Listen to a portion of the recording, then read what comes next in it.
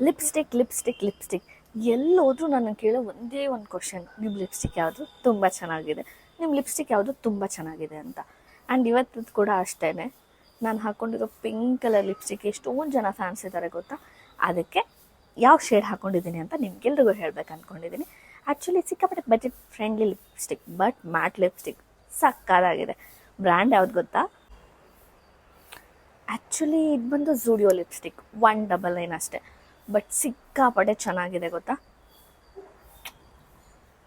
Hand transfer proof ಕೂಡ. ನನಗಂತೂ ಸಿಕ್ಕಾಪಟ್ಟೆ ಇಷ್ಟ ಈ ಲಿಪ್ಸ್ಟಿಕ್.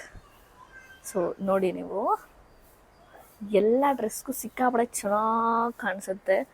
ನನಗಂತೂ ತುಂಬ ಇಷ್ಟ ಈ lipstick, and my favourite lipstick.